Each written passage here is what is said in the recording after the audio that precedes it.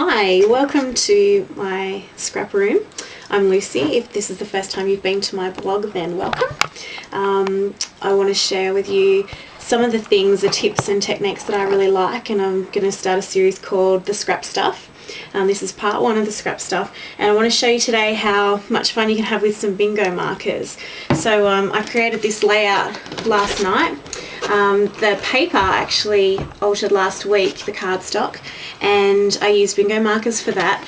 And I really love having a little supply of altered cards. So if you get some cardstock and you just think, well, I want to do something tonight that's a little bit arty and crafty and get that kind of creative, the creative juices flowing, so to speak, then maybe that's a little project that you can do so that when it dries and you're ready to sit down next time to create, you've got some pattern paper or pattern cardstock there ready for you to scrap upon. So what I'm going to show you today is with the bingo markers is that I get two actually from the local discount store for $2, and they're really fun to use.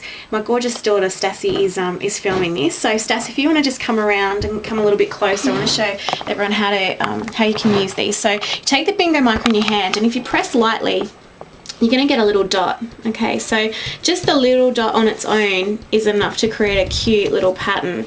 If you just have a look down here, if you want to press a little bit harder, you're going to get a larger dot. Okay, so nice hard firm presses, you're going to get a larger dot. But here's the thing, now if you want to get a nice grungy looking splatter, that which I love, you drop it down out of your hand and catch it. You actually let it go out of your hand and pick it back up again.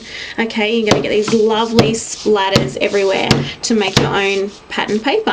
And you know, you could use this to go behind your title or for a journaling block to sit behind or whatever. Now just make sure you've got something underneath, because it does tend to splatter.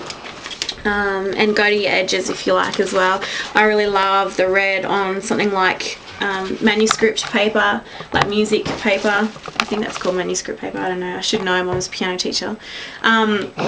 Or you might want to use like an old sewing pattern, and same thing again, just like really let it go out of your hand and pick it up again. And it will bleed, and it's really nice when it bleeds to just allow it to soak up into the paper and let it run around in the paper. I just love that feel. I've done things like if you take some chipboard borders, like these are the page corners for from my line of product with Buzz and Bloom. You can take some chipboard like this, pop out the corners, and just splatter a couple of different colours along the sides as well.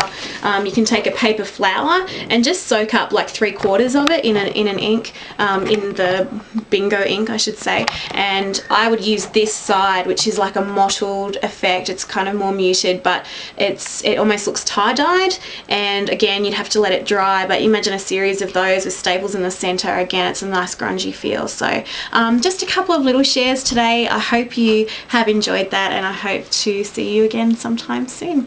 Thanks for stopping by.